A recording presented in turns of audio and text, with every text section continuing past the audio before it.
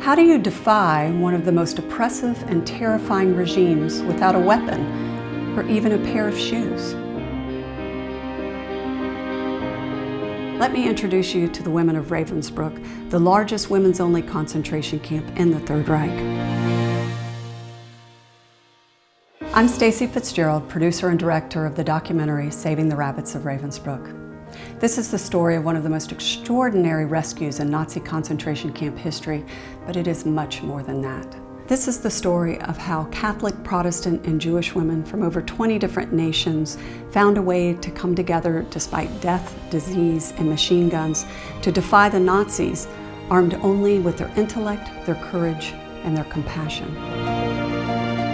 In the end, they were able to accomplish the impossible, saving 63 young Polish women, nicknamed the Rabbits, who had been horribly maimed by Nazi experimental surgeries on their legs and slated for execution. And this international group of women pulled it off literally as the SS approached, with guns and dogs in hand. They then kept the Rabbits hidden and protected for nearly 3 months until liberation, ensuring that the young women lived to testify at the Nuremberg trials against their Nazi doctors. This is a story of how women survive and resist, and this is our last chance to hear it in their own words, before these heroes are lost to time.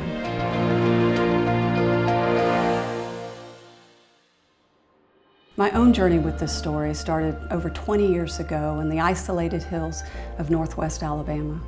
I was sitting by the fireplace talking to my great uncle John, who happened to mention that he had been to Paris with Patton.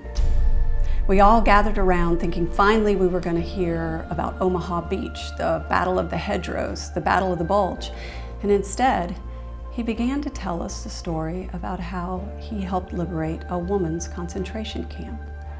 He told us of the horrors that he had seen, but also of the strength, the courage, and the solidarity of the women in the barracks.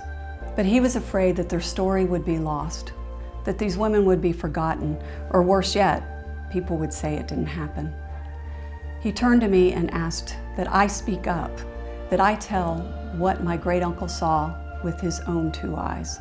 So you can imagine my interest many years later when I met a writer, Martha Hall Kelly, who was working on a novel based on the true story of women imprisoned in Ravensbrück, a women's-only concentration camp.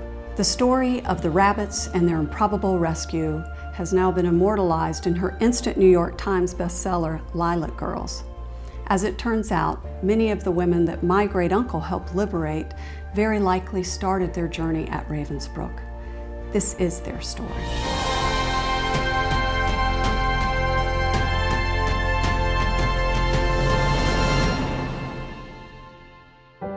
I've been incredibly fortunate to have Martha Hall Kelly as part of the team for this film. She spent 10 years researching Ravensbrück, the Rabbits, and their American heroine, Carolyn Faraday, and Martha has graciously shared her knowledge and her contacts with us. I am so excited about this documentary. It tells the true story behind my novel, Lilac Girls. This film gives the women of Ravensbrück a voice, the opportunity to speak to us directly. I traveled with Stacy to Ravensbrück for the 70th anniversary of the liberation of the camp and was there as she interviewed 2 of the 4 remaining rabbits. It was incredible. And after meeting these women and listening to their stories, many of them terrifying, but many of them so uplifting, I went home and changed the ending of my story.